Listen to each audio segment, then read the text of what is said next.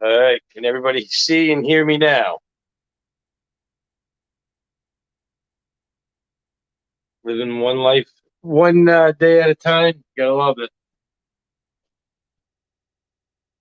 We got Mako Morphs, Murano Morphs. How we doing? Uh, is it Eric's Morph Factory? How we doing? Um, we're gonna let a couple more people get in here. Um, the whole topic today, I'm gonna try to do every Wednesday, do different. I'm gonna be interviewing other people. I'm mostly going to talk about business talk, how to different ways to start it up. I'm not saying everything I say is right, by any means, because it's always a learning curve. But there's just I've noticed that there's different ways you can do it. Um, hey, how we doing? We got Headhunters Exotics, DG Reptiles, LKB Pythons. What's up? And everyone, we do have a clutch update, even though they're still in pre-shed. It's just I can't get enough looking at them. They are just this is the Battle of the Breeders Volume One. Um, Battle of the Breeders Volume Two is coming September 23rd. It's on a Wednesday. We got Ryan's Reptiles. How we doing? We got 12 people here. Definitely hit them like buttons, everyone. I guess that makes a huge difference on spreading it. Yeah, I always say you always want to surround you. You're always in who you surround yourself with. You want to be a good person, surround yourself with good people.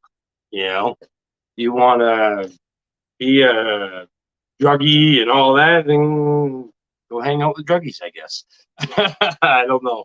It's amazing, but yeah, no, this is definitely going to be an awesome. Just a hopefully it's be a good night. Um, but remember, if you guys have any questions, don't hesitate. I'm going to try to keep an eye.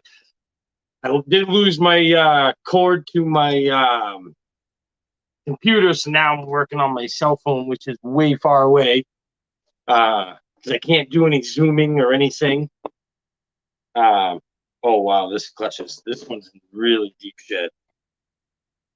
Wow, they got really dark real quick, but might as well, right?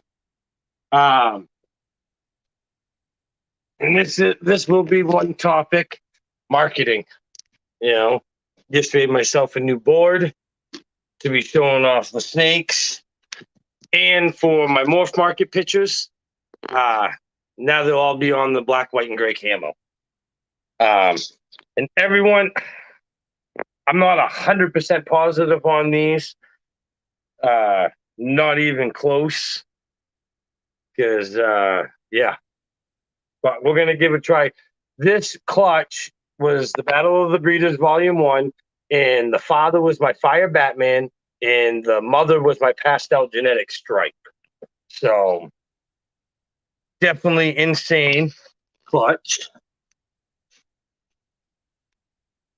This is it's either a fire or a normal. It's got a lot of flaming.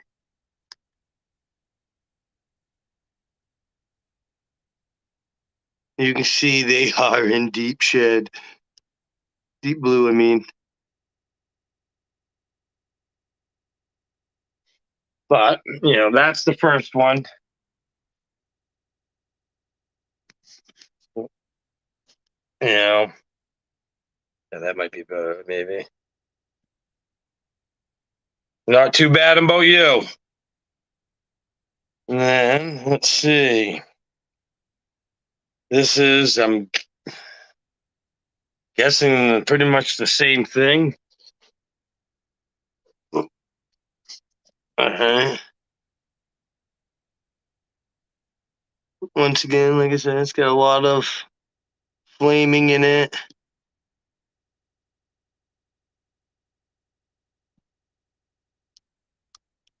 I can't wait to see these ones out of shed.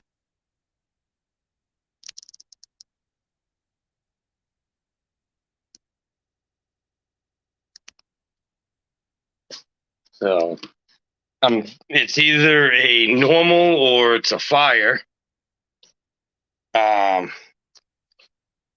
Let's see. I think that one's one I just did. And then this one is a spot nose possible fire.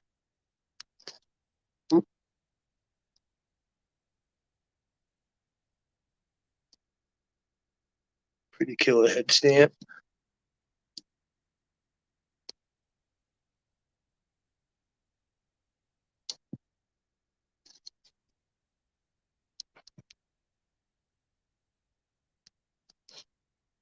Oh.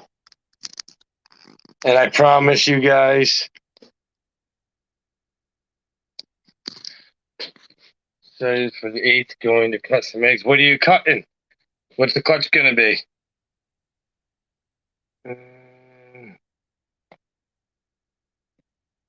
We have this one, which I think might be another pastel. Spot nose fire. It's got a pretty killer design. And I don't know if my Fire Batman, I got to talk to Justin because every clutch of his, I'm getting all these little ringers in there. And there's usually like at least 2 or 3 in every clutch that have it. Some got bigger ringers than the others. This one's got a lot of flaming. Like this is nice dark orange flaming when it's not in shed.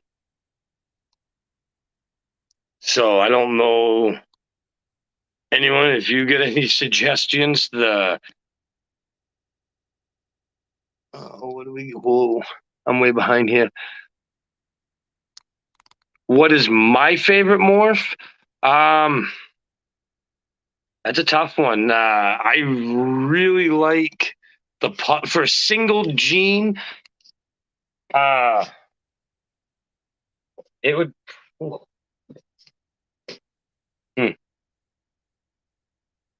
It's a toss up between Puzzle and probably Puzzle for a recessive, Leopard for a Kodam. I really love busy patterns. Trick is right up there too. I think the busier. I really like this one right here. And I know I did sex him at one point, and I ended up getting a 6.1. But these ones I really don't know. And then this one is I'm guessing it's a Firefly, pastel fire. But Hans of Blushing, and she's going to be, actually, I don't know. Could be a he. I'm just saying she. But look at that. Look at that pattern. Isn't that awesome? Very nice Firefly.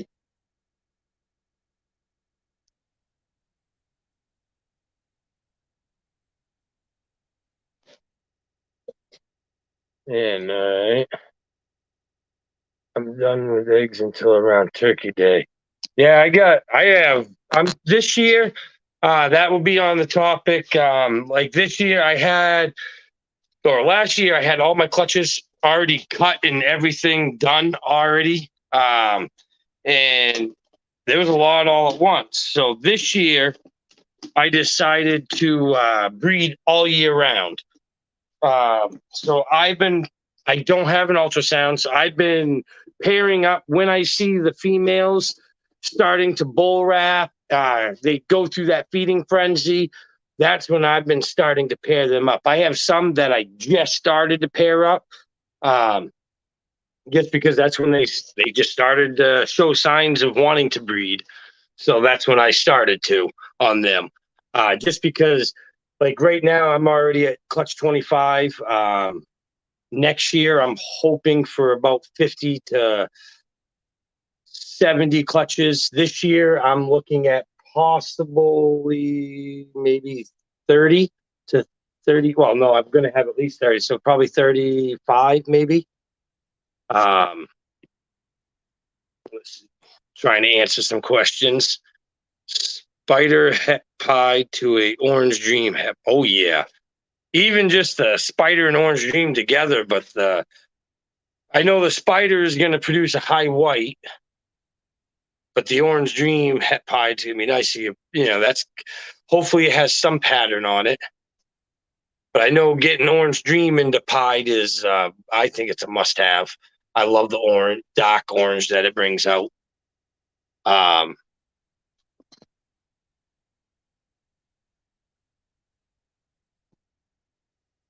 don't.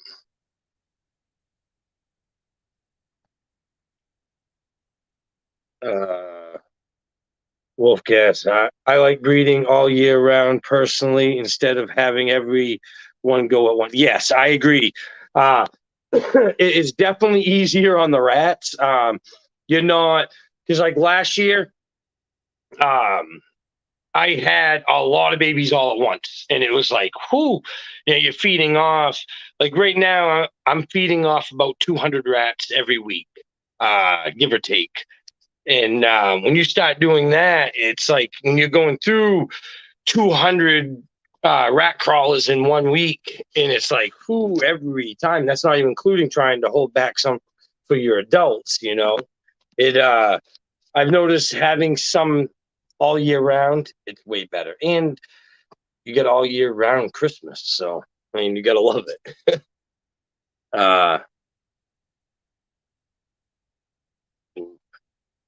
What's up, Dale?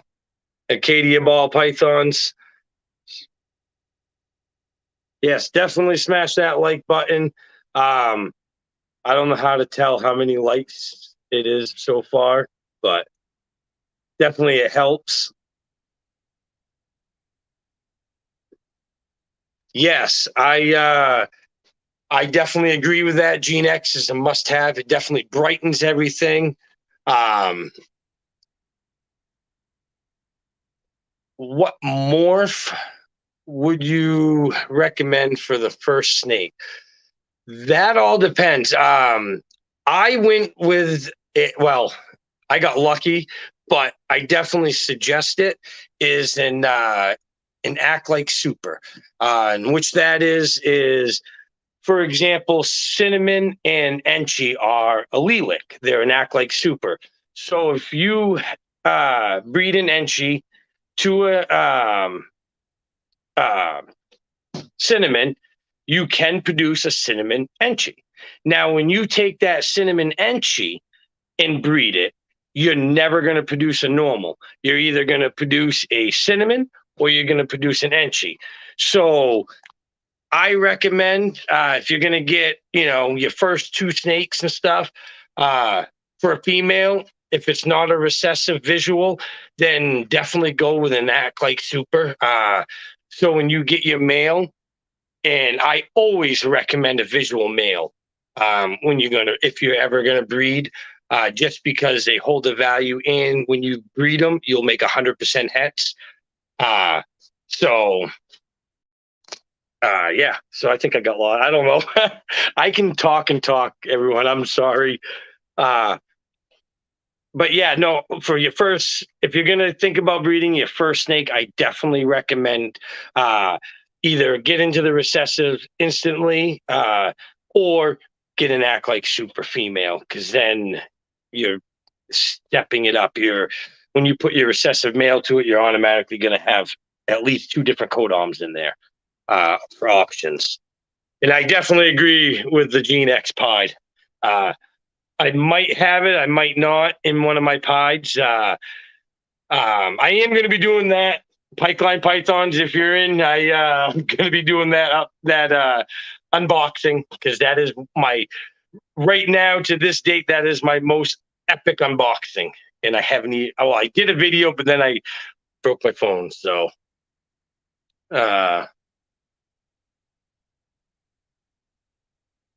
let's not talk about rats. Well, yeah, mean, I'm not a rat person. I breed them because that is part of the business. In my eyes, rats are a nightmare for us right now. We are. Oh, yeah, rats are a lot of work. Um, hey, what's up, Pipeline? Justin, I was just talking about you about the my most epic unboxing that will be coming uh, again. Because I have to show that. Yeah, I banana. Those are always good. Try if you want a banana. If you want to have banana in there, I definitely recommend like trying to get like a banana clown or a banana. Because more likely the banana is going to be a male, so you want to try to get that into a recessive instantly. So try to get like a banana pied or a banana clown, and then you can put like if you got like cinnamon and banana is amazing. Enchi, like if you got in well, for example, cinnamon enchi female, and a banana pied male, and you breed them, you're going to make either you're going to have banana enchi hets, or and you're going to have cinnamon enchi het, or cinnamon banana hets. So that's always good.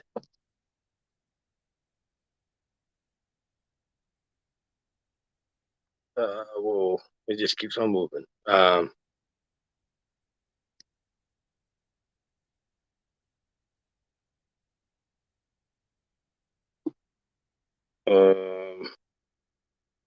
I'm sorry, everyone. I was way off. I did not know you have a Tegu. Yeah, we have a Tegu. We Cookie. She is awesome. Absolutely awesome. We love her. I need to get a harness so I can bring her out because she just loves coming right out, chilling. We did have her stick trained. If you pull out that little white stick that she has, this right here, I've trained her. So if you pull this out, it's a whole different Tegu. It's not the Tegu that you oh, saw on the video. Um, so yeah, that is one thing with the Tegus I found out. Let's see, Justin, send pics of your Post Gene X. Take a look. Yeah, you know what that one looks like. um, I still love that. Oh, it is probably. I can't wait. It's one of my favorite projects. That is Emily's project.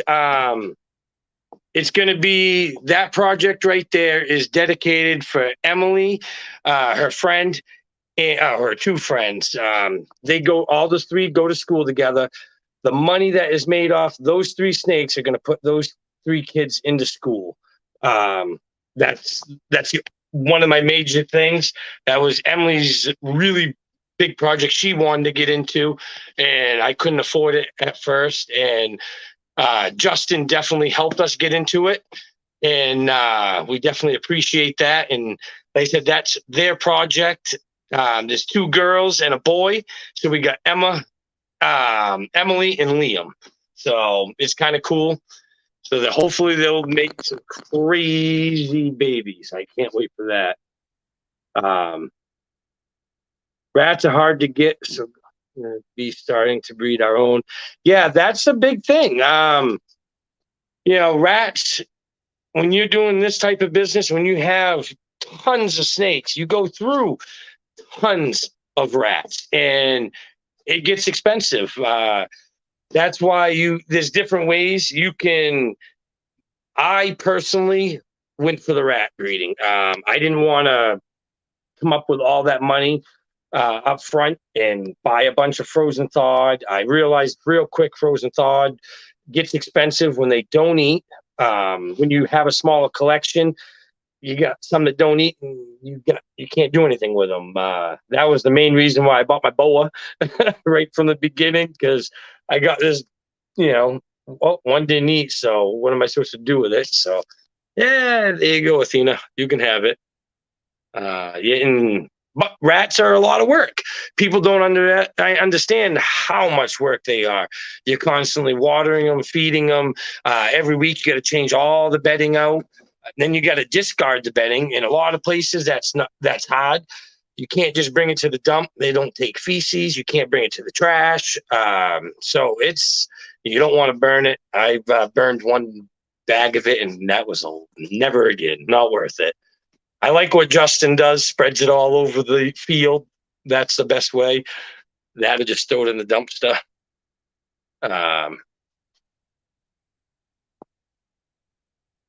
What's the majority of your sales at shows, morphs, and combos? I can honestly, depends. There's definitely, I have noticed doing all these shows that there's mostly 3 different people that come to the show. You got the people that are just there to see the animals. It's like a zoo. And then you have your pet people. They really want just a visual, bright, nice looking steak. They don't care the price. Bananas. People see bananas and they're just like, oh my God, look at that thing, and it's just like they're stunned, and but then you have your breeders. They're not looking at bananas. Unless it has crazy combos in it, but they're looking at the recessives that are, you have a snake that just, say a pastel, I'm not a big fan of pastel, but pastel. And then all of a sudden you look over and you see it's 100% het genetic stripe, 100% het clown, 100% het ghost, 100% het pied. Then it's like, wow, now that's a snake. And that's where you have your breeders buying, so you really do have to have somewhat of a variety of snakes, but you're always going to produce, the cheaper snakes with the more expensive snakes, as this clutch. This bin had what you'd call somewhat cheaper snakes. And then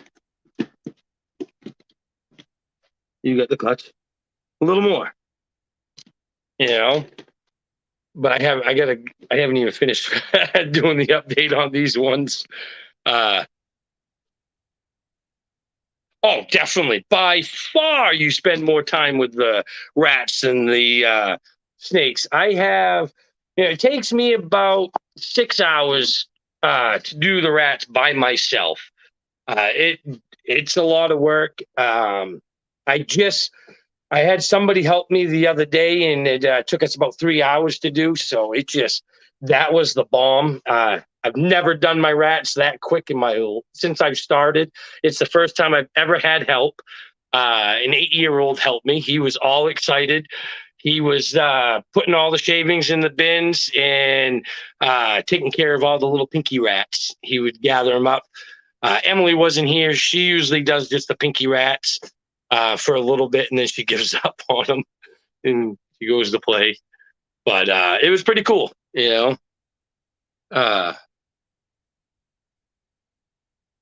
Whoa, I'm way behind.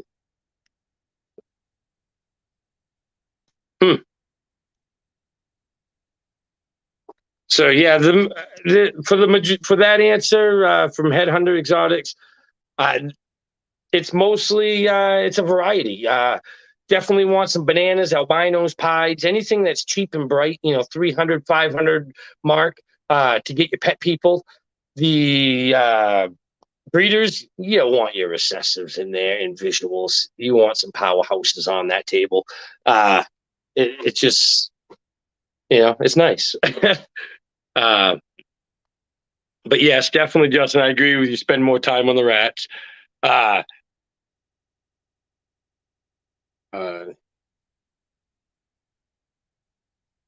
they definitely do. Yeah, Tegus, I love her. She is awesome. I guess we're gonna just finish this clutch up. I'm gonna come back to these.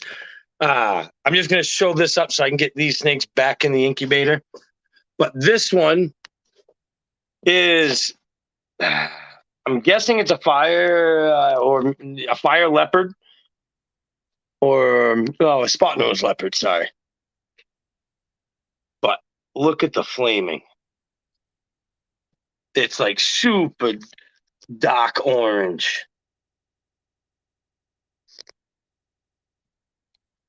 You know, super orange right here, right where, like I said, there's those.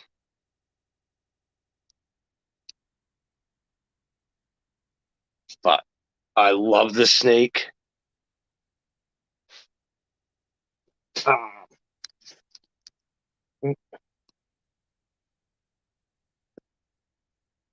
All right.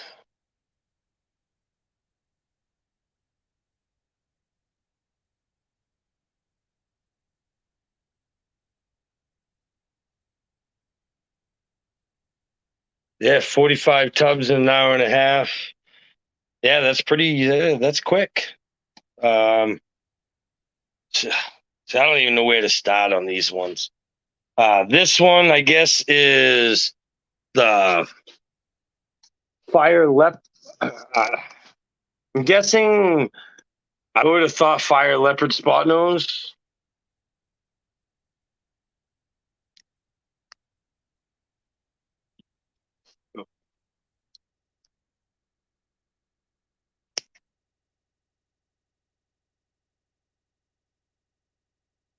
Yeah. And then, let's see. And then these ones, I mean, your guess is as good as mine. Um, I'm just gonna start grabbing them because I mean they're all basically this. Well, a little bit different. Remember these guys? These are all deep shed. Oh, obviously you can tell. I'm guessing this is the pastel fire spot nose leopard. Awesome. But then you start getting even busier and crazier, and I don't know what's going on. Oh, this one, and they're all trying to get out. All right, we'll go with this one.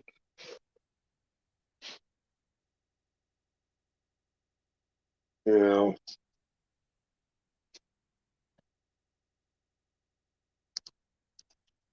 loving these. That is for sure.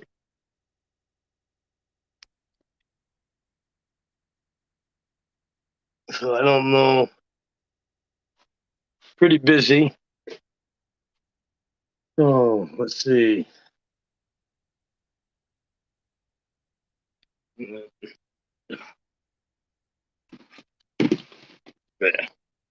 We got this one. And this one's got like a little ringer. Well, you can see the orange trying to show up.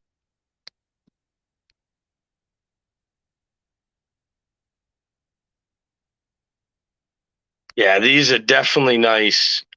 And like I said, the father was the Fire Batman, and the mother was a pastel genetic stripe. So, like I said, these are the basic ones.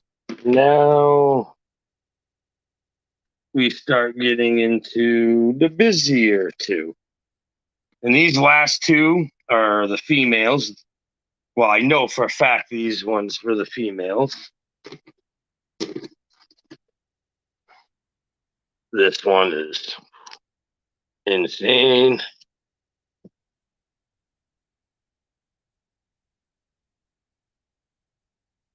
Super busy.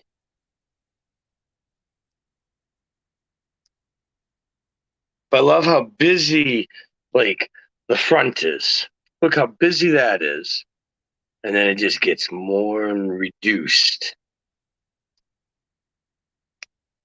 in the tail. In the tail. Even the spine. Super busy, and then all right. And then this was the next one is the winner. This little guy. Right now, this one right here is all over the place. It is a wanderer. Like Emily would say, it likes going on adventures. And then let's see. Well, there's the winner. Right here. This is the winner of it, of the Battle of the Breeders, Volume 1. She is, in my eyes, sick. Look at this thing. Look how busy that is. Look at love that. Then like her spine, it looks like a spine going down.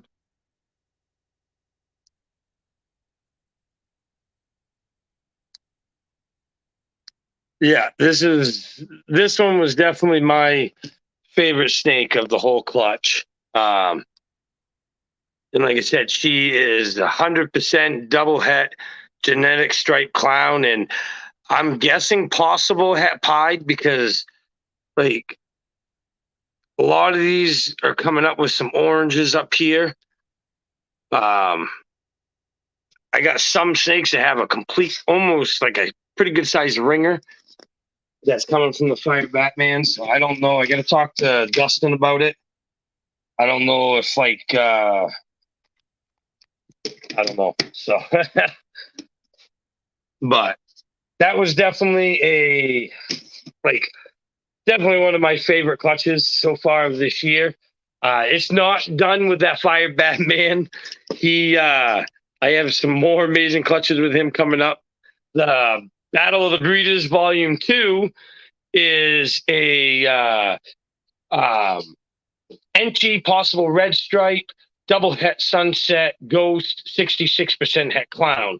So her brother would not do anything. I have her brother, which is a red stripe, and he refuses to do anything this year, but he was young. So I put my Fire Batman to her to try to prove out that het clown. We got 5 eggs, so that's going to be definitely exciting. I'm just going to go put this clutch away.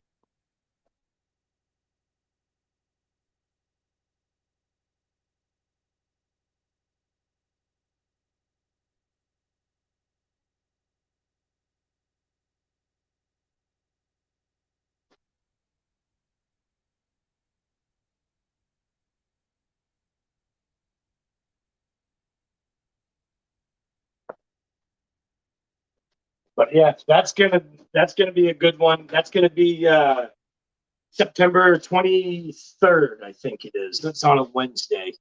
So, but yeah, let me see what these questions were. I know. Uh,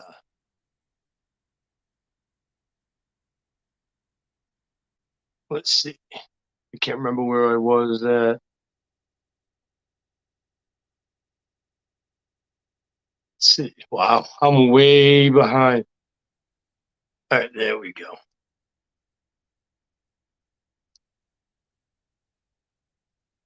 Emily's lucky she wanted those snakes. They were holdbacks.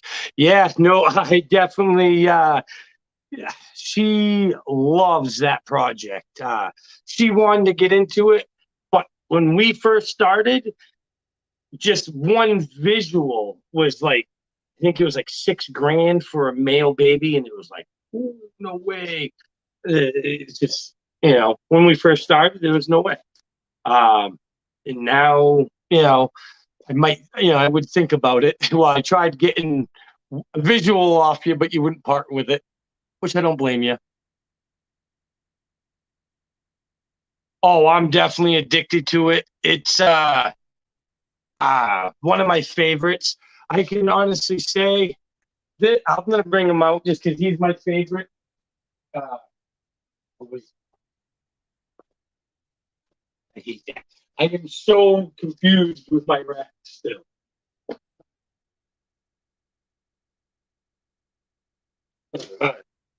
This is my favorite one. This is Zeus.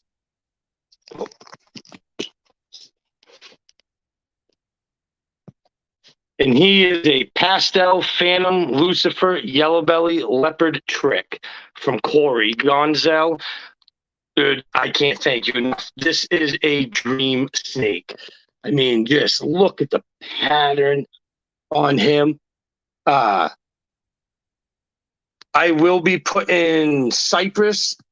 My main goal I want to see in him is cypress and lace. I think those two genes are going to be awesome. I'm hoping he'll do something this year. I'm pretty sure he was locked up the other day. It looked like it, but I didn't want to disturb them. But he's just awesome.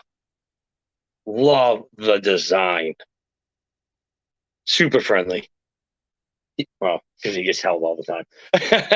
See, this is what I mean by if you hold your ball pythons all the time, they're wicked friendly and they don't ball up.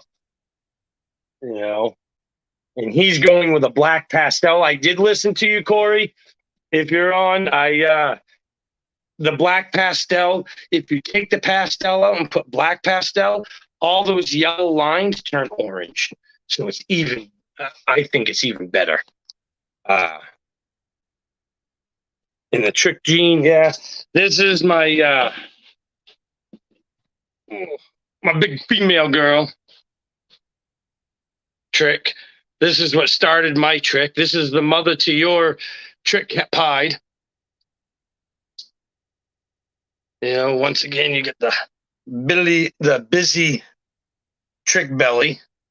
See, and that's why I misread Andrew. I thought he said she was het pied because, you know, you look at them, they almost look like pie tracks. You know, and I bought her as a normal. He didn't really think she was trick. And so I got her.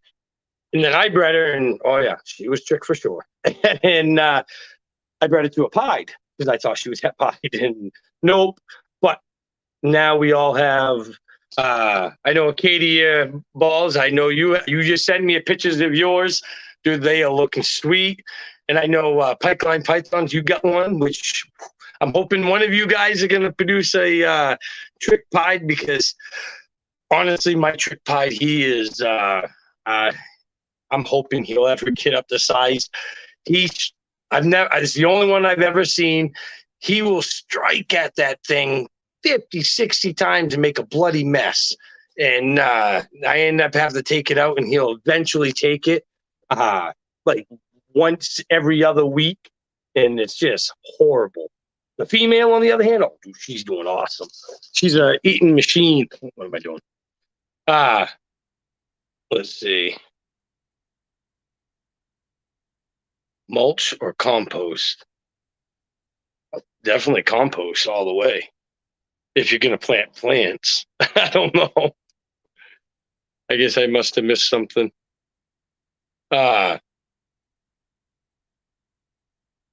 Katie Ball, breeding rats is the way to go if your situation allows for it. Sure, I agree.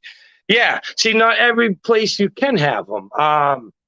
I gotta stop holding that so I don't make you guys all dizzy, because I can never stay still.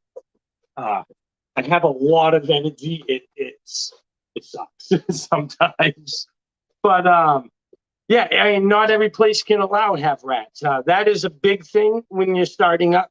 You know, for example, P&L ball pythons. They had like 5 or 6 snakes. They're buying rats off me, and then I explained to them, like, dude, you guys are starting to get to that point where it would be, you know, you can have them at your place. It's more cost efficient for you to actually just breed them, even if you have a rack at a time. You know, get one rack, get some snakes. Get another rack, get some more snakes. Get another rack, get some more. You always boost up your rats. Like, I knew I was holding back a lot of snakes this year. I just bought what was it, 280 rats, females, to up my rat program because I know I'm holding back like at least 60 babies, maybe more this year. It's starting to look like it. If I can stop putting that fire Batman to things because I'm addicted to that. Like I said, I love the leopard gene. So see if I can, maybe that could be better. How's that? Let's see. Get down from last year's record the breeding rats in comparison of buying breeding saves. It's up more than 70 on the. Oh, I believe it. 70% save cost save. I guarantee you're saving that much on breeding rats. Rats. I have. Well, I don't want to know. I probably have at least 700, 600 rats right now, breeding females. And I couldn't even imagine paying. I have, I think it was 189 snakes right now. That's out of the incubator and everything. Feeding that many every week, I mean, for a year, that's a lot of money. I ain't going through that. The rats don't cost me that much. That is for sure. Cookie is in a 7 foot long by 4 foot wide by 3 foot tall. She has her own little pool in there. I have the bigger rat tubs. I took that and put that in. I have a little bit of water in there so she can, and she goes in there and she'll jump right in there and then climb back out. I have perfect sheds all the time. If you saw that, she was just shedding. Probably in like 2 days, the tail will be completely gone.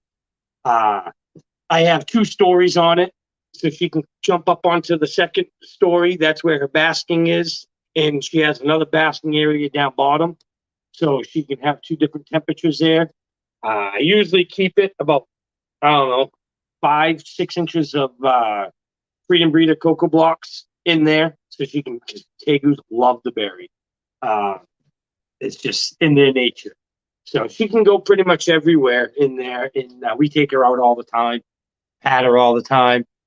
So I mean, she'll eventually get a bigger one. But for right now, I first got her, and she was only she fit right in the palm of my hand, and now she is. I had her in a 40-gallon tank, and she busted out of that within a week, and I'm like, "Yep, you're done." And so I built one. It's I put the pallets down on the bottom and then put the PVC plastic on the bottom, so it's all waterproof. You can't scrape through, and it's easy to clean. So when I take all that cocoa out, I can wipe it all down, disinfect it. And then on the enclosure, the bottom 1.5 is all plexiglass. The top 1.5 and the whole top is all 1/2 inch mesh. So there's plenty of airflow in there. But it's got the plexiglass on the bottom, so she's not going to scrape her. Oh, hold on, everybody. I got to go get my charger real quick.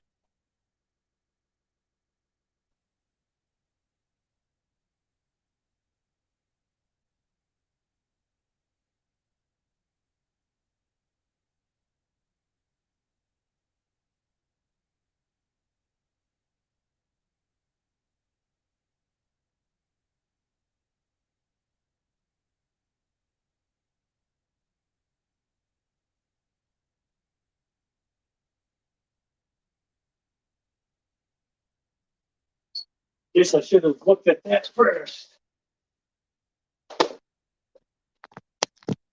There. There we go.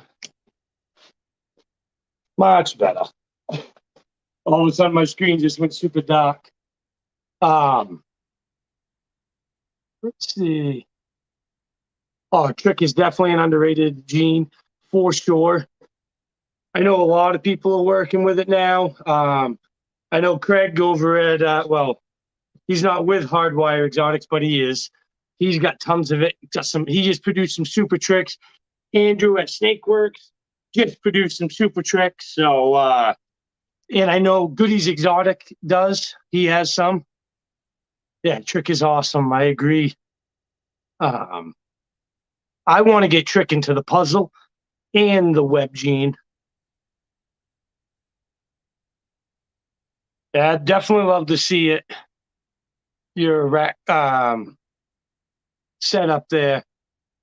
I know I got to do a rat room tour because how I have mine set up, it works great for like I have 5 gallon bucket feet for water doing all my rats. So and there's no chances of flood outs and everything. Um, whoa, I am so far behind here. um, let's see. Yeah, I know you got two of her babies. You get the male and a female. I want a pied as my next snake. Yeah, pieds are awesome. You can't go wrong with them. I mean, yeah, you absolutely got to love these, especially when they put the swoop smiley face on it. You know. Oh. No. Let's see. Oh, I want one of them, Dale. And then she pied to trick pied, especially your male trick, because I'm pretty. He's got some nice coloring and orange in him. Uh, no, I don't bring her to the expos. I don't like bringing, like, I wouldn't bring her there just because I wouldn't want a chance of any mites or anything, or, there's no reason to bring her. That and just it's probably going to stress her out. I know some people do. I have one snake I usually on the shows I let one snake for people to hold. Like this one was the orange dream, the super OD. Um, Tricket pie times yellow belly pie. Oh, that's blank. Don't like that. Yeah, your trick, Justin, your trick did pretty good because he's already had a clutch this year. For me, he was everyone. That one I don't understand. I talked to a couple of people, and it wasn't a Potho clutch. My pastel is not a trick pastel, and I must have. I saw that video, and they said put a hatchling in with your stubborn eater, and sometimes it will get her to eat. And I put that Justin snake in there. I'm guessing it's 250 grams, I think it was, and it did the job. I was shocked. uh, yeah, well, you're gonna have to try that again because, dude, that would be awesome.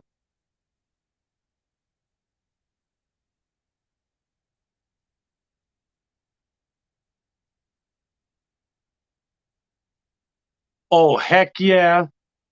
Clown to the clown pied. Oh yeah, yeah, that would be. I want to be in line with them because that would be awesome. Is the spider gene the only one with head wobble? I just took in a albino and have noticed she has it. The head wobble, it is a neurological problem. And spider is not the only one that has it. It's just probably the most talked about. You got champagne, you got super spot nose that has it. There's a lot of genes that have it. And I've had a leopard last year. We called him Twitch. He had a severe, severe neurological problem. He was just a leopard double het clown pied. I had every day I had to put him in his water bowl and he'd twitch around just to get him to get water. Uh, it, I know it was. I knew it wasn't gonna last, and he would pass away. But it was a hard one. But sometimes, as long as she's eating, normally they live just fine. I know I have a spider black exantic here that has a severe head wobble. Um, I haven't bred him for that main reason, even though it's not really hereditary, because I produced probably, I think, 11 spiders last year, and only one has a head wobble, and it's not, she only has it during feeding. And so, but to answer that question, no, spider is definitely not the only gene. It's just the most talked about. There's multiple genes. Albino. Now, are you positive the albino doesn't have spider in it? It's not a spider albino. Because that definitely would have it. I know albino is hard to see different genes sometimes. They all just yellow and white. Um,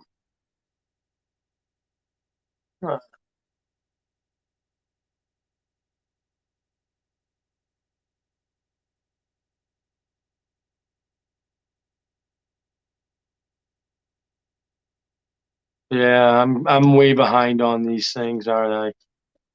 Shoot.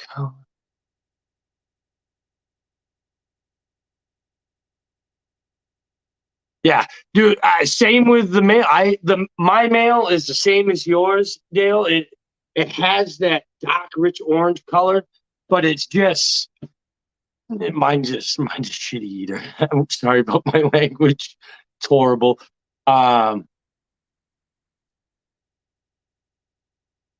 she's a little white, definitely not a normal albino. Yeah, so she's a lot of yellow on her. Then she possibly could be a spider. If you ever want, you can DM me some pictures on like Instagram or Facebook. I don't mind looking at them. Um, but yeah, like a spider albino is pretty much. I think it's almost all yellow. There's not much white on there. Um, but yeah, no. For see, this is why. Anybody got any questions? I did actually write quick notes. So, because I know me, I get sidetracked and start talking and going every which way.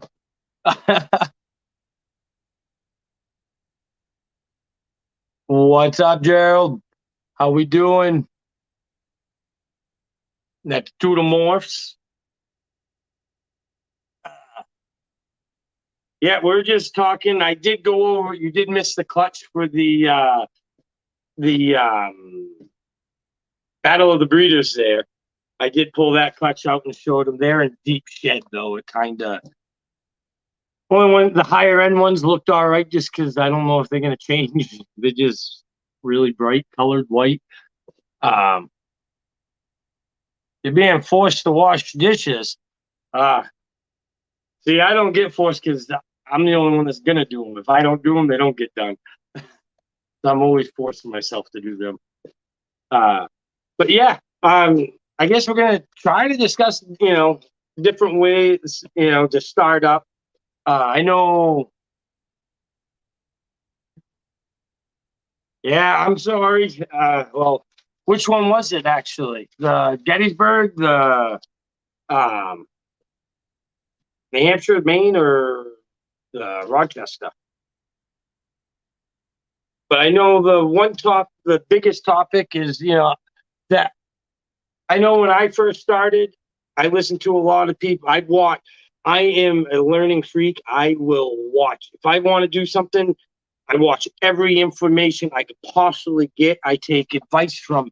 I look at everybody's giving, and then I take some little bits and stuff, and what makes sense for me. Oh yeah, might as well give a shout out to Atypical Origins.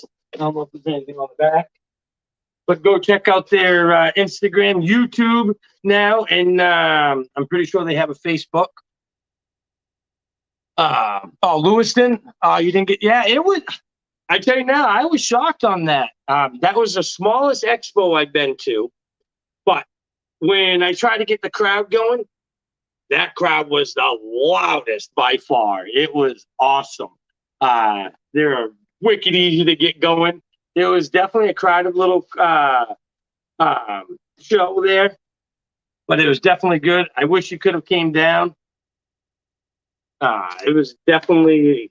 I'm going to be going again. This time, I'm going to try to get 2 tables and be a little bit further out back. I felt bad for being right out front. I'm loud. So, but yeah, one of the big topics I noticed first, it wasn't a mistake, but it kind of was people say, boys and girls, you want 1 male to 5, 6 females. And it's like, you don't want too many males, but that is good. But the only downfall about it is you produce a lot of that. For example, if you have a banana male and then you have 5, you put that with 5 girls. Now you have a lot of banana male to get rid of. So you also got to think about that. Once you're doing it as a business, that I do know. It's like I found that out last year. I put a bunch of bananas, and wow, I had one clutch that had 8 eggs, and all 8 of them were bananas. It's like, you produce a lot of them. Like this year, the Fire Batman. I wanted a lot of them, so I bred him with a lot. But there was a couple that I didn't. I only wanted a few of them. So for the ratio, boys to girls, you definitely want to figure that out on. Do you have any cats or dogs? Definitely no cats. I am not a cat person. I am a dog and reptile person. But we do have a gold. She'll be 15 in October, our golden retriever, and we have a 2.5-year-old Presa Canaro Mastiff. So, and I've been breeding golden retrievers my whole life. I think I trained over like 300 dogs in my life. I used to train dogs and stuff. And then I got into the fish, and then now I'm into reptiles. So it's been I've always bred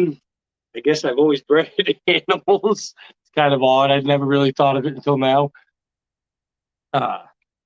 Yeah. But yeah, so that is one key thing when you first start up. You definitely want to figure out what the ratio you want. I recommend more like a 1 to at the most 3.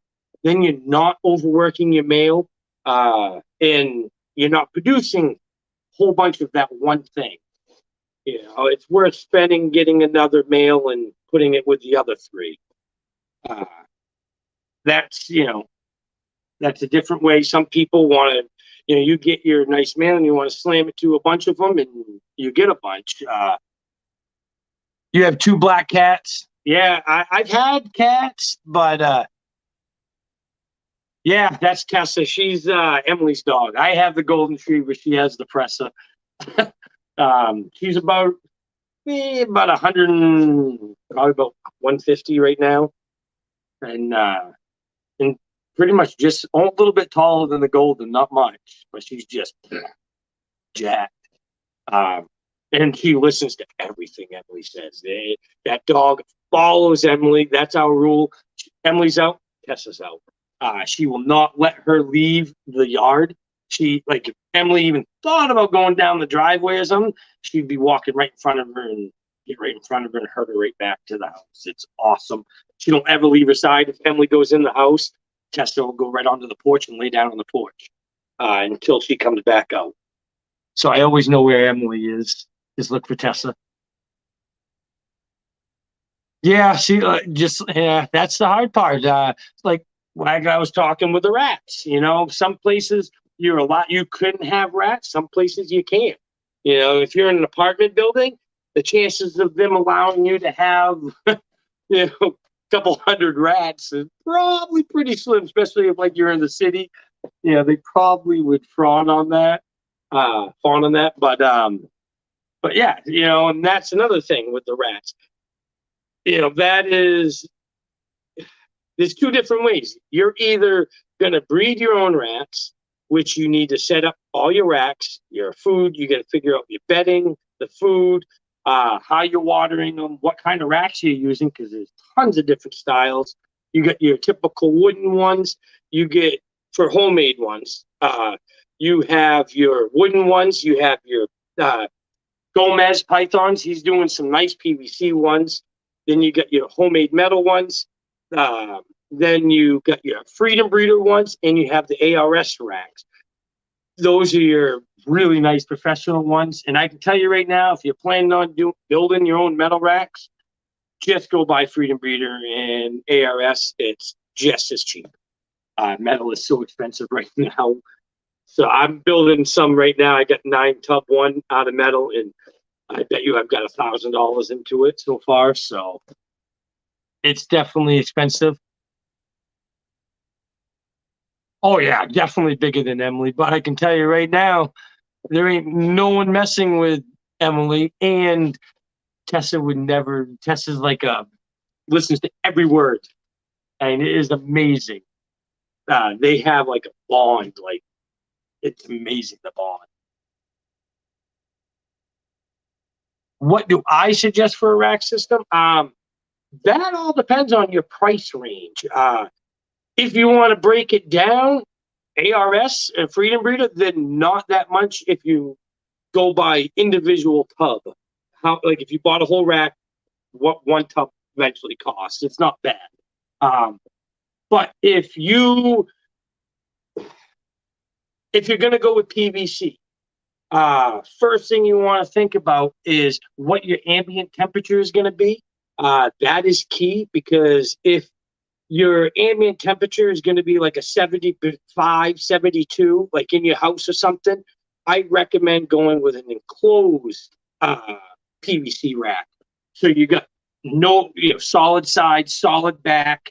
All the air space, all the air holes are in the tub itself, not on the rack. Just to hold in the warmth more. It's going to be a lot easier to keep your moisture better, your heat more controlled.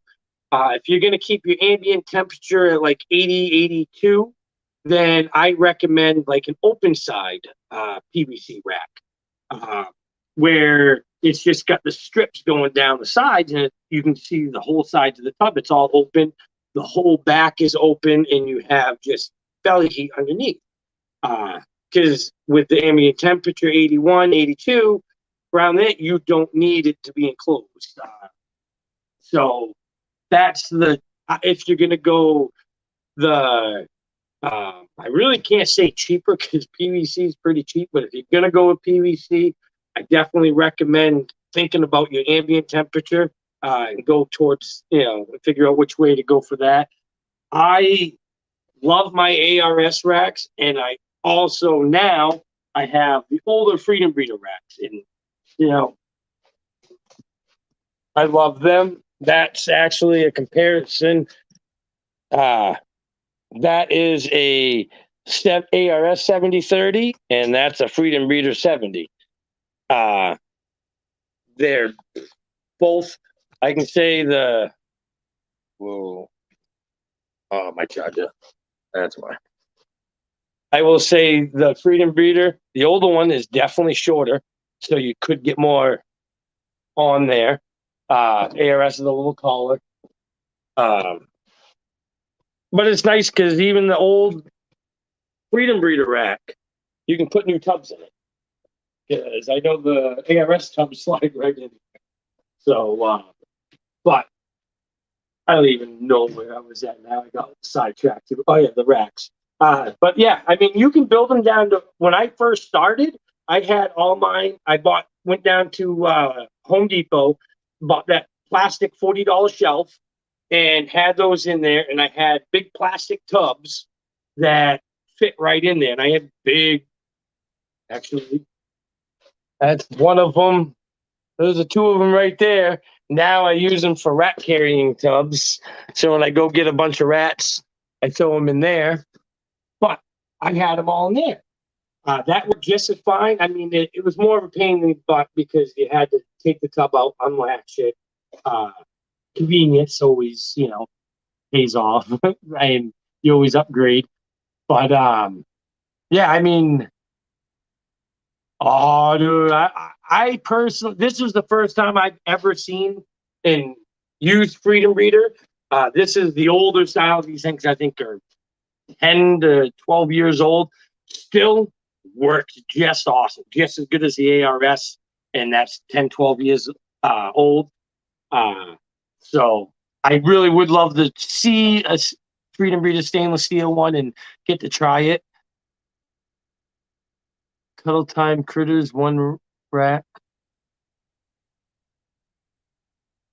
Huh.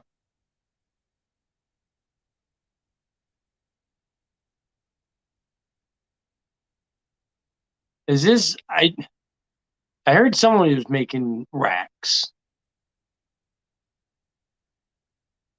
I don't know if that's you Cuddle Time Critters.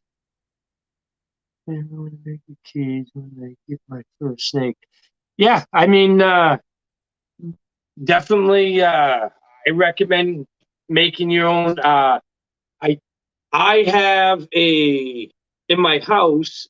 I had all started making it for the ball pythons.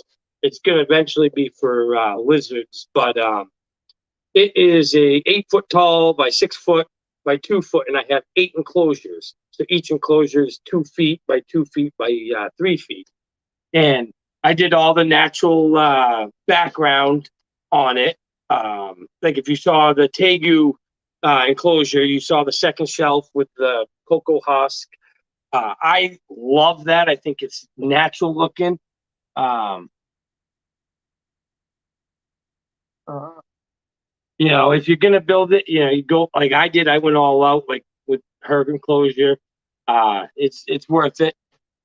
I know ball pythons. You definitely want if you're gonna build an enclosure, you definitely want to definitely fill it up with a bunch of stuff. Um,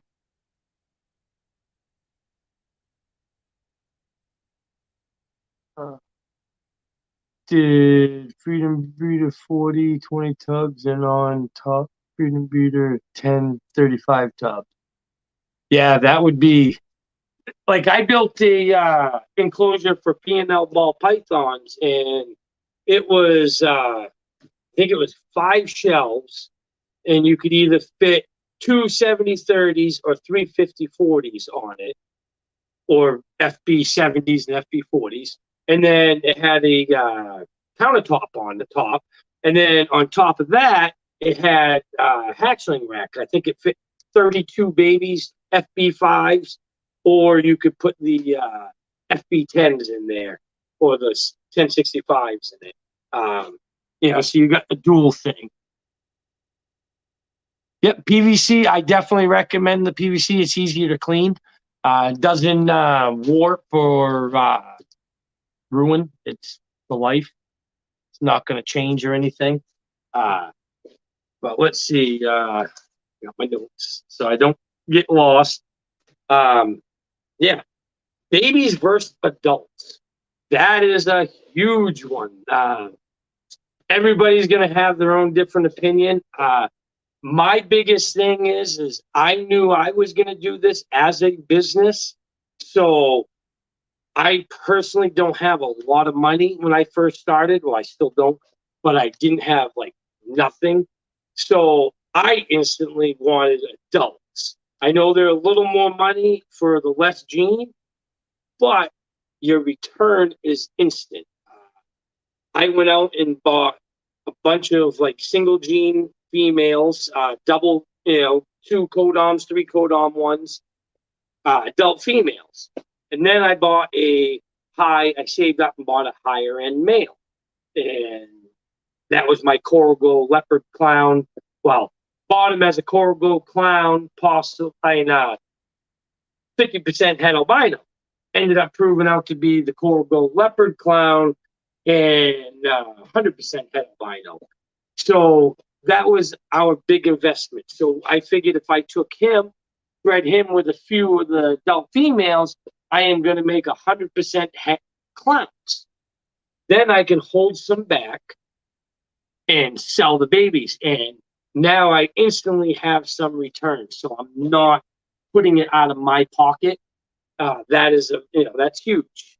And then the other way is you want to buy babies, because you can obviously buy a higher end female with or a higher end snake cheaper as a baby. Once they start getting age, they get more expensive.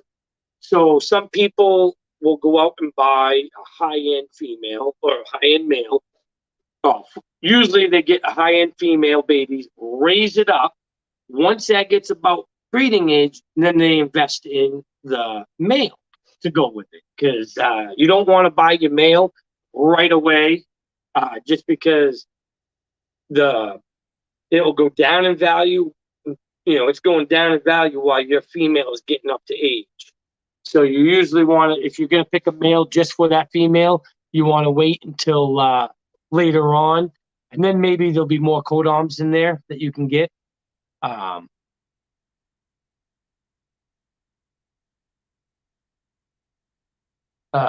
have bought all babies. I know you have that.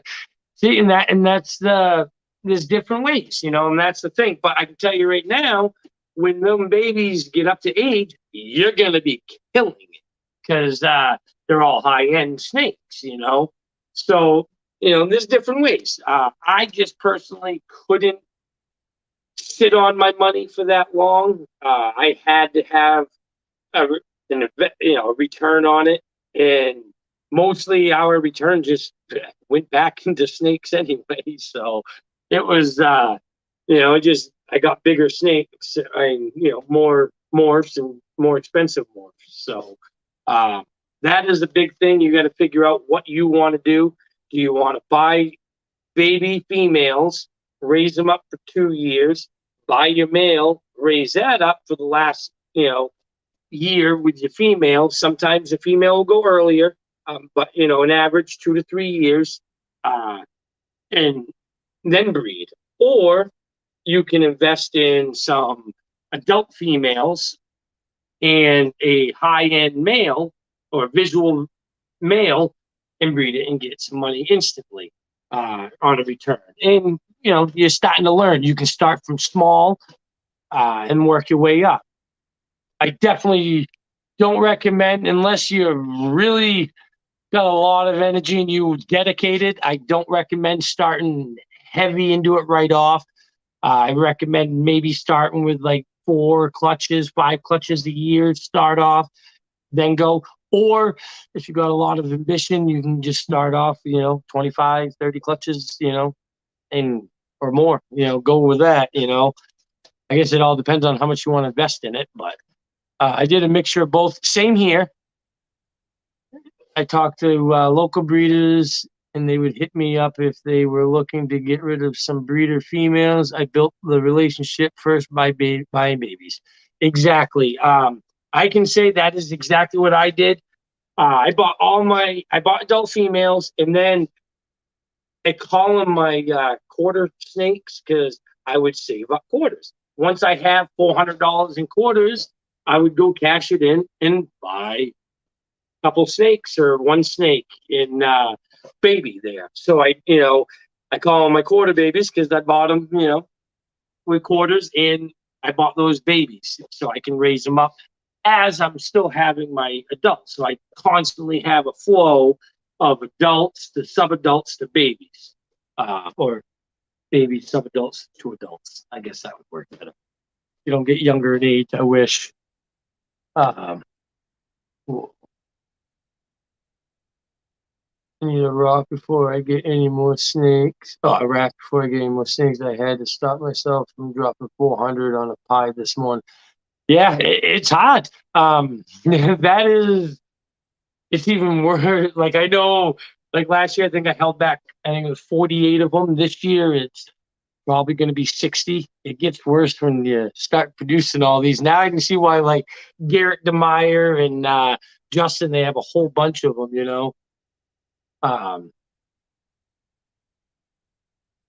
That's how now you want to buy. Yeah, because you can see what one morph does with it, and it's like you want to see what it does right now. Some of your males now are big enough, and you're like, I can do that with it. Uh, would you get a mentor one day?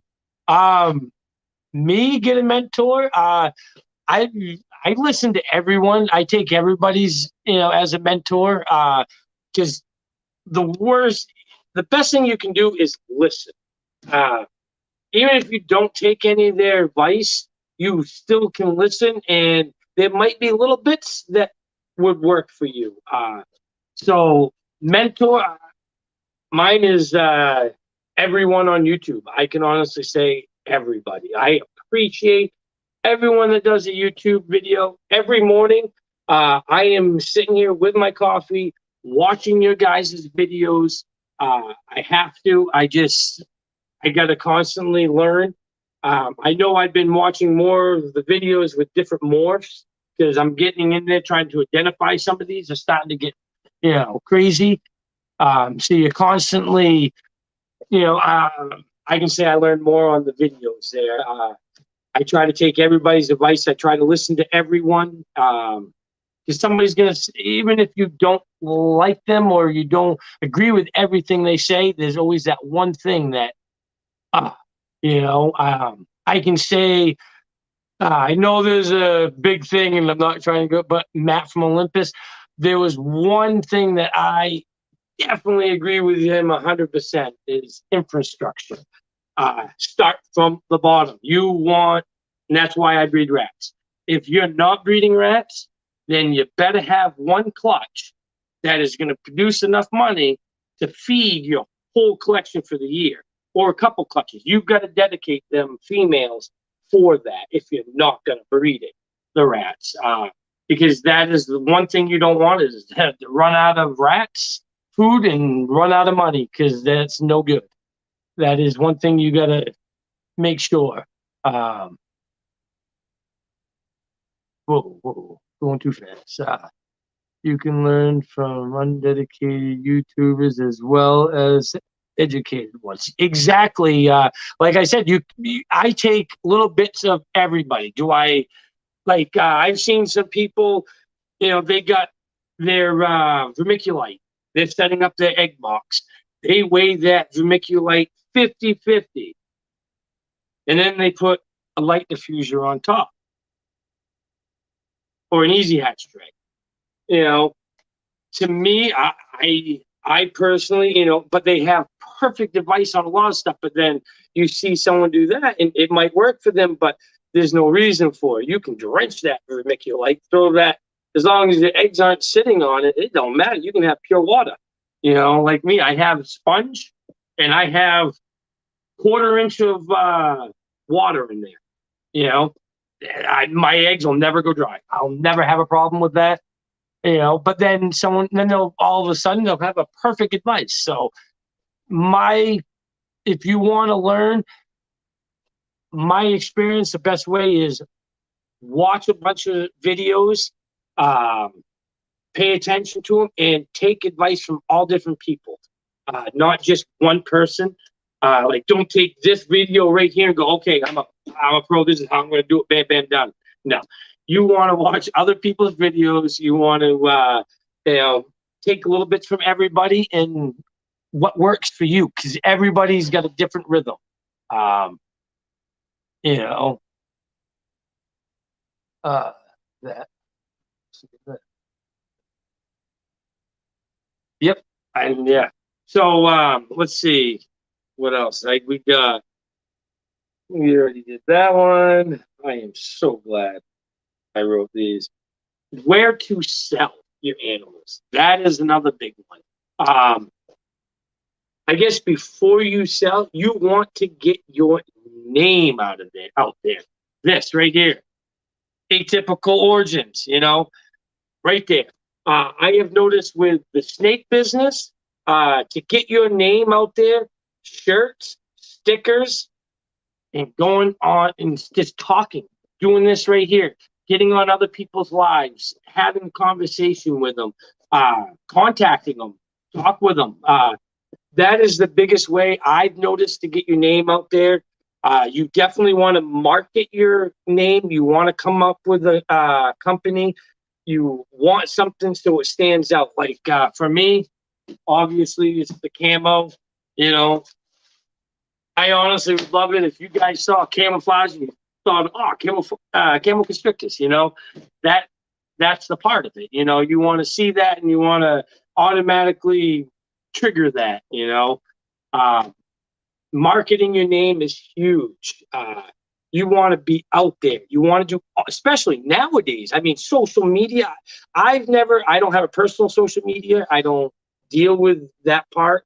I've never had it until I've had my other company and social media. Cuddle time. What about cuddle time critters? What about cuddle time critters? I guess I'm all confused. Uh, I guess a shout out to Cuddle Time Critters. But see, right there, see, that's how you do it. You get on someone's live and you message it, like Mako Morse, SS Kitty Cloud, that's important. Yes, exactly. Your name definitely stands out. There's no doubt about it. Cuddle Time Critters, I don't think I'm ever going to forget that name, just right there. That is the key thing. You want people to say your name. We do 50-50 water to vermiculite, but we put the eggs right into the vermiculite mix. Exactly. That is important. If you put those eggs into the vermiculite, oh, damn right, you want to make sure that is perfect because you don't want the eggs to absorb too much water, but then you don't want it dry enough where it absorbs the moisture out of the egg. Thank you, Gerald, for telling us that. That is definitely important. Like I said, there's different ways to do things. Some people like the easy hatch trays. I use them. I love them. I haven't. I can honestly say I know some people say, "Oh, it's nice to have the dragon hatch ones that have it sideways." I personally haven't had any bad experience with easy hatch trays enough to say to change them. You can always turn the egg sideways, diagonal on the easy hatch trays. You don't have to actually have them lined up on that mark there. But yeah, some people use light diffusers. Some people pop them right in there in the vermiculite. Some people use vermiculite. Some people use perlite, cocoa. I use the sponges now because it's very clean. There's no mess. You don't have to buy anything else. I bought my sponges, never have to buy them again. You know, it's nice. I keep them right in the incubator so they're all nice and warm. Uh, that's because everyone wants to cuddle. Yeah, I guess so. Um, have you seen the camo morph?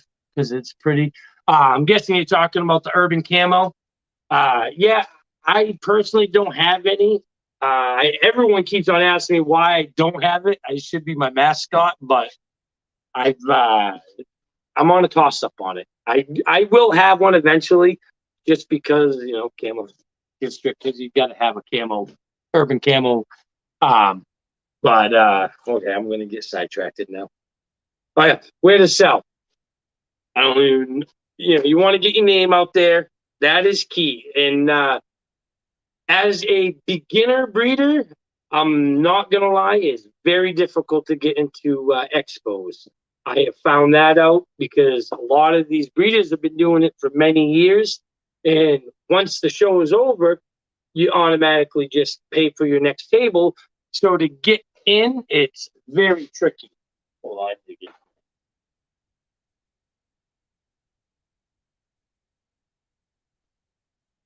oh, much better.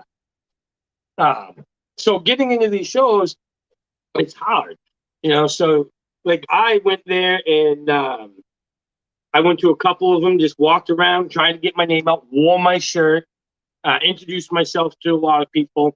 Then I had Old Troy City Reptiles. Sean, he let me go and hang out at his table and help him out for the day, so I can get a little vibe on how reptile shows go. I used to do the fairs with my other company. Um, uh, only two clutches. I only do the 50-50. Yeah. 2 clutches. I mean, that's still, that's great to start off with. And even, and if you have some higher end snakes, I mean, you can make quite a bit off them. I don't even have a snake yet, but I want to when I do. Yeah, no, I hear it's hard. Oh, you're 13. Oh, you're still young. You should be getting into that as soon as you can. Cause yeah, that it's amazing. It's like Emily. I can't even imagine the snakes that she's going to be producing when she hits 13. Another 7 years. It's like I'm just, yeah. It is fun, everyone. It is like when you go to the shows, and like I said, if you do get into a show, that is the best. That I can say is where you're going to get one of your biggest exposures. I have noticed, just people see you there. You definitely want to stand out at the shows. It's difficult because there's so many people and so many different breeders. Yeah, no, I'd love to sell you one. There's no doubt about that. Um, Actually, I probably, if your parents give you permission, I probably actually have 2 that if you guys pay for the shipping, you're more than welcome if you want to, because they're double het.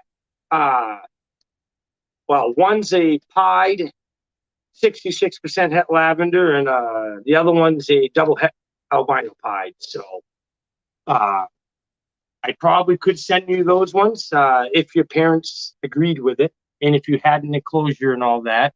If you'd want to, they ain't nothing. But if you raise them up, they possibly could produce albino pieds. But yeah, okay. Where I get sidetracked at everyone. If you can't tell, yeah, and how to get your name up, that is the big thing. Like I said, you want to do your social media. Once you get your logo, you definitely want to get a logo, get it all designed. You want to market it. You want to go right on social media as Facebook, Instagram are 2 big ones, and YouTube. YouTube's hard. I recommend it. Just it does get better, and it is fun. I think I'll be at the Rexpo. Yep, we'll definitely be there. I think it's November 6th or 4th. Oh, that's awesome. So definitely get it. I can set those aside if you want, and get in the closure, and I'll bring them to that expo. But yeah. I guess man, I don't even know where I was. Where this? Oh yeah. Your name. You definitely want to get it up there. Go into Facebook, Instagram, YouTube. Oh yeah, there I was. That's hard. Talking in front of a camera at first, it's like talking to myself, and then it's like and you just start getting used to it. I'm talking to you guys. It starts getting a little more better. What more? They are hets. They got pied and albino in them. They not visuals though. Yeah, the bananas. Yeah, those are nice. I wish I had some. My bananas sell quick.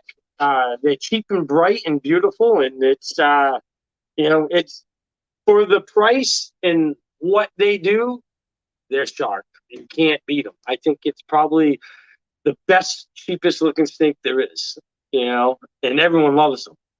So you never can go wrong with it. Let's see.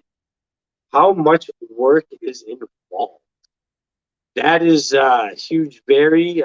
Depends. I just, if you got 5, 6 snakes, it ain't too bad. You start getting into the hundreds. There is a lot involved, especially if you do rats. That is where you spend most of your time. If anyone breeds rats, you know that. You spend very little time in your snake room, but a lot of time in the rats. That's why I would love. I'm trying to find someone eventually, probably next year, to do the rats because I'm starting to step it up, and it's going to be a lot of work. But to me, I have to have rats. I can't justify paying for rats. I just can't. When you start building up your rats, whatever you don't use, then you start freezing, or you can sell. So you can always make money off the rats. You know, but yeah. Any questions? I mean, I can just talk. I'm horrible. So for just a little recap, what we've discussed so far, you want to just on the boys and girls, males, females, you want to get your ratio good.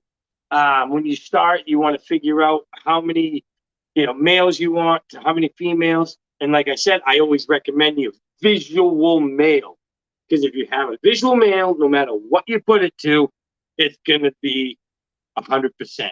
And then your holdbacks are good. Females starting off, an Act Like Super or visual, I recommend. Same here, must have my own. I sell my rats to 2 pet stores. All my animals eat for free because I breed rats. Win-win. Exactly. What is another good cheap morph? It does morph at really. Let's see. I honestly love leopard. You can't go wrong with leopard. It's not an overly expensive gene to get into, but it does amazing things.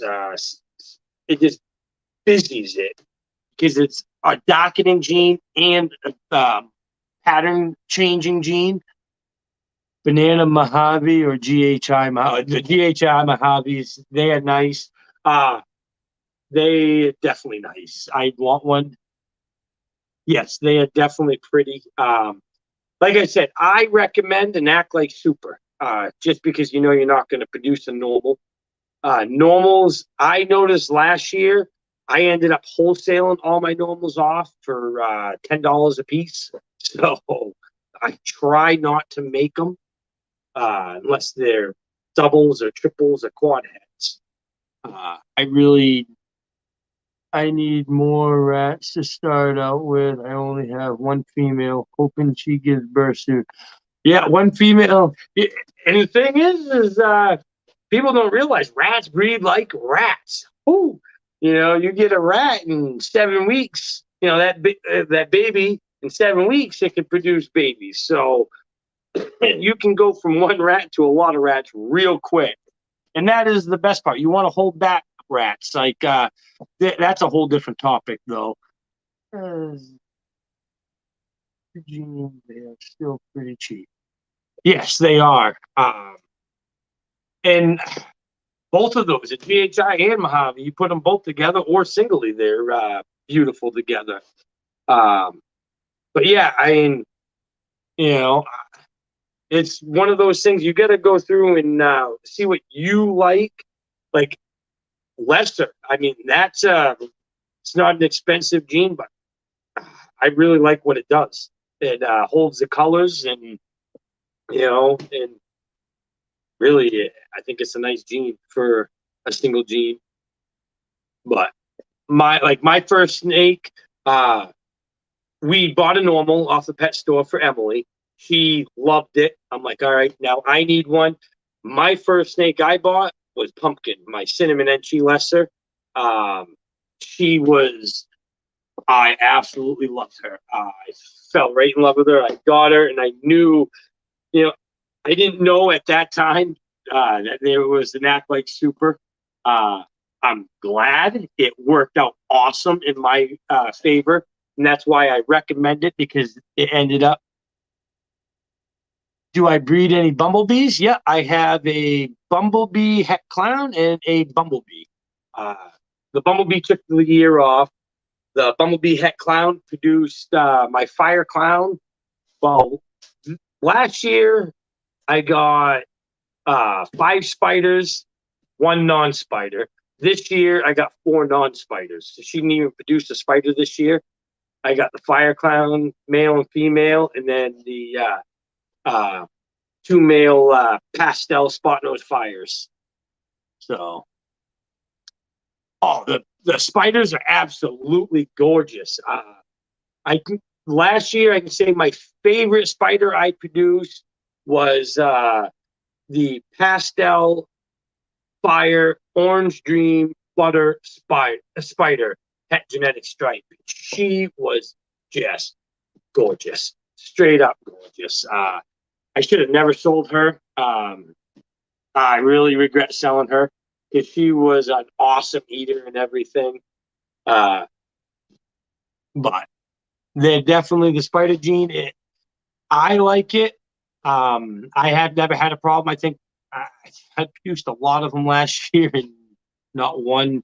I got one left that I'm holding back, and just because she was a cis bed, she's got a major. Well, when it comes to feeding, she has head wobble, so I just kept her.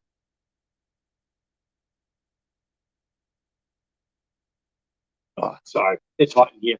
It's like I think it's 81, 82 in here. Not as bad as that other live when it was 91 here. That was ridiculous. Um, but yeah, so then once you figure out your males and females, the ratio you want, then you want to decide, babies or adults, which path you want to go. Buying higher end female babies or females, raising them up, and then buying your males and then breeding them, or buying a higher end male and some single gene females or double gene cheaper female adults and breeding them and going that way with it. Actually, he already produced a clutch this year. He that was a that I was shocked because I found out Kevin has two more genes in him than I knew. That was a different story. I can tell you a little bit real quick. I bought his father and his mother off Craigslist. His mother as a cinnamon, father as a banana ghost. First year, I bred them two together, and I produced I found out that the father has Woma in him. And I'm like, all right. So I held back Kevin. I kept Kevin because he looked a little bit different than his father. And I was guessing it was the cinnamon. I didn't know there was black pastel in there yet. Well, I bred him with that lemon blast, and it pulled out a black pastel. So now I know that Minion's father is not Ghost because it went to a lemon blast tech Ghost, no Ghost. So I don't think he's Ghost. So now he's a black pastel banana Woma. And then this year, I had a normal that I got off Craigslist for $50.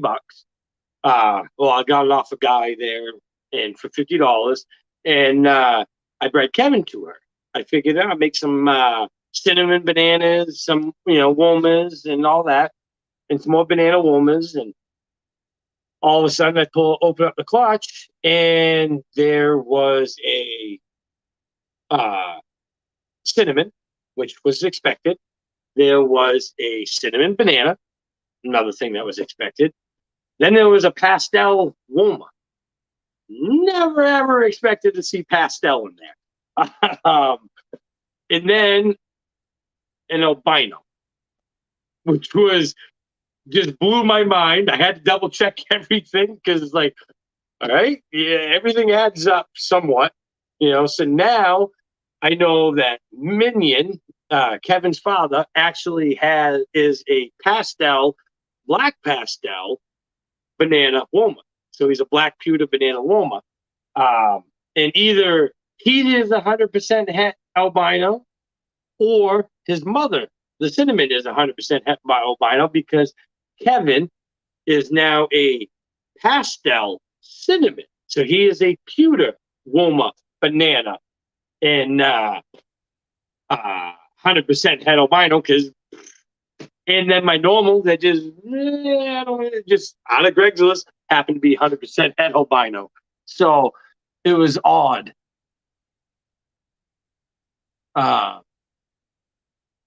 Yeah, he definitely has a lot going on now. I was, like I said, I was shocked. All of a sudden you see freaking a banana. It's like, and albino. And I had no clue because he first started off to be Het Ghost, and nope, he is Het Albino now. So it was different. But then, yeah, I guess I tried to get a little bit.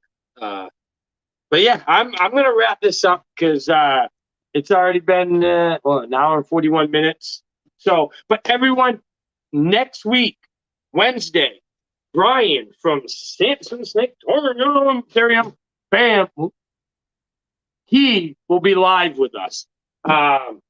Every Wednesday now, I'm going to be going live 8 o'clock Eastern Time, PM, on my YouTube channel. We're going to be doing interviews with him. Have a good one, Dale. I'm going to have to interview you too, right? You going to come on? And we're going to be discussing this stuff, with Brian. So it'll be pretty cool. And then Saturdays, I'm going to try to do a live and just do snake talk, show animals.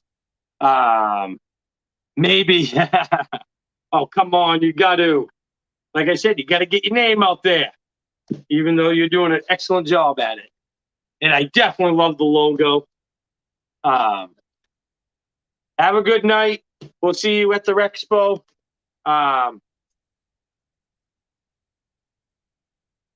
Nice. Well, thank you guys all for coming, and ladies. I definitely appreciate it. I definitely appreciate you guys' support. It makes a huge difference. I am literally 1,000 view hours away and a little less than 300 subscribers away from being monetized. So I'm going to be working hard at it. So that's why I'm going to be doing all these lives. I love doing the lives.